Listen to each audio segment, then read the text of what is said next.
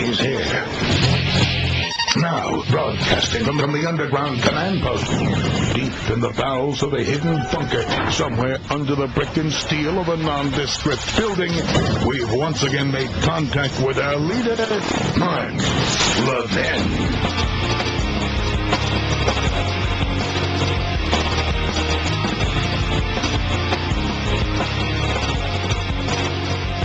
Good evening, my friends. This is Mark Levin. Our number, 877-381-3811. 877-381-3811. I want to join in saluting Senator John McCain for his fantastic choice of Susan Palin, Sarah Palin, yes, I know, governor of Alaska, as his running mate, a solid conservative.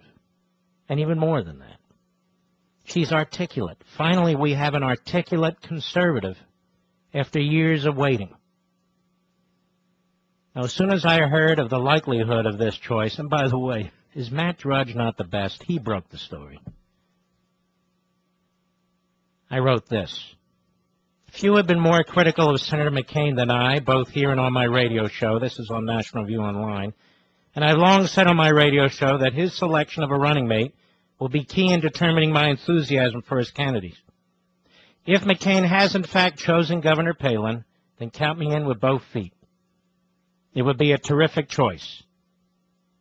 She is by all accounts a principled conservative and government reformer who can contribute mightily to the decision-making that occurs in the White House.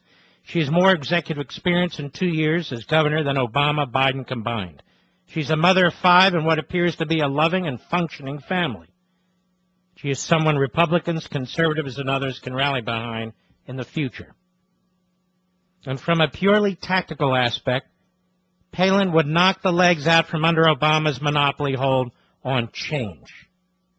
And attacks on her inexperience will only highlight one of Obama's greatest vulnerabilities.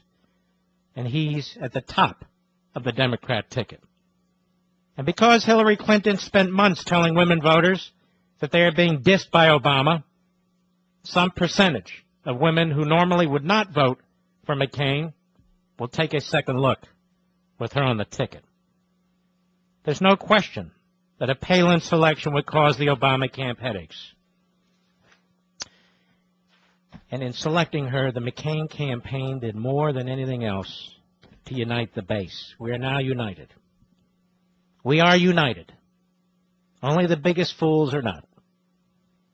And while we will still have our differences with Senator McCain, no doubt about it, and we will fight him when those differences come up, now we are united behind this ticket to get the McCain-Palin ticket elected and to defeat the Obama-Biden ticket. Now, I want to underscore why I was so adamant in fighting the possible choice of non-conservatives as McCain's running mate, and I think you, my beloved audience, were involved in this too, and you can pat yourselves on the back.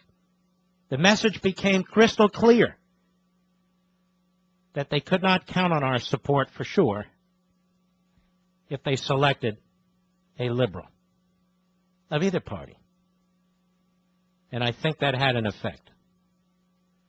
And that's why you just don't cave right out of the box in the middle of a election season. Remember all the callers who were calling here? Mark, what are you going to do? Well, you're not going to back Obama. And I said then, and I'll say again, you don't roll over. You don't roll over before the selection's been made. This was the time to take a stand, and you took a stand. And we won out. And we want to praise Senator McCain, and we want to praise this selection. Truly, I can't think of a better one. Yes, I like Romney, no question about it. But this governor of Alaska, she's something else. And there's excitement out there. I can feel it. I can hear it. The base is excited. All the parts of the conservative movement, the free market, national security, family values parts have come together. It's the right selection. And it cuts into the Democrat propaganda and the Democrat base because you and I know the liberals are full of crap. They try to divide this country nonstop. They try to divide this country based on gender, religion, race, income levels. Well, now who supports women, quote unquote? Now who supports children? Look at this lady's life.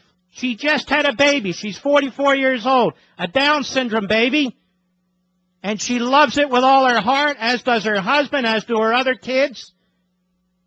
She never gave a second thought to destroying that life. Now compare that to Barack Obama's record in the State House in Illinois.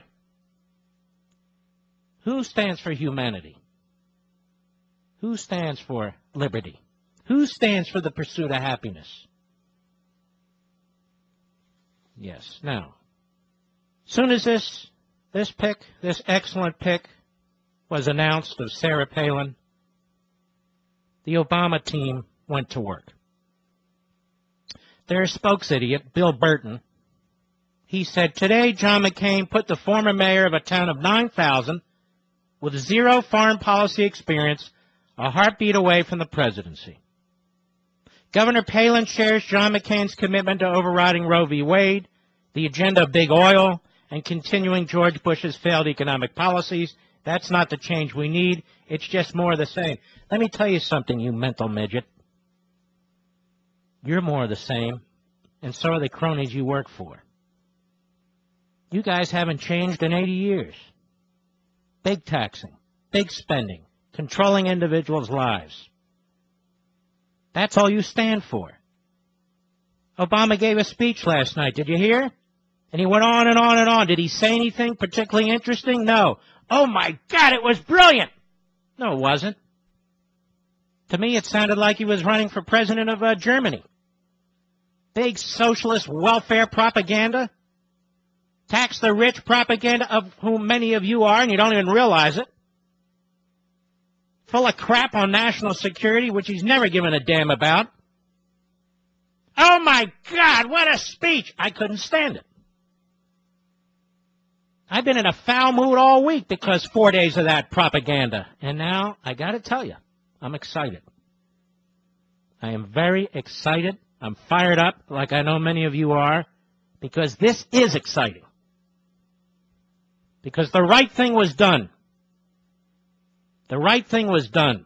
And I can see the future of the Republican Party and the conservative movement. I'm not trying to overstate it, but truthfully, yesterday I couldn't. Today I can. Because John McCain did the right thing, and he deserves our salute. And he gets mine. Now, later today, Obama did what he's always good at doing. The staffer goes out there, represents Obama's views, and then Obama chops the legs out from under him. From the Politico. At a stop in Monica, Pennsylvania, Barack Obama, as we call him Milhouse, seemed to distance himself from his campaign's first harshly critical response to the Palin pick. Quote, I think that, campaigns start getting these, hair triggers, and I'm reading it as it's written. The statement that Joe and I put out reflects our sentiments. Now, let's see here. He goes on. Now, he was referring to a more gracious statement of congratulations he issued later with Biden, which he then reiterated. I haven't met her before. She seems like a compelling person with a terrific personal story. I'm sure that she'll make the case for Republicans. Unfortunately, the case is more the same, and so ultimately John McCain is at the top of the ticket.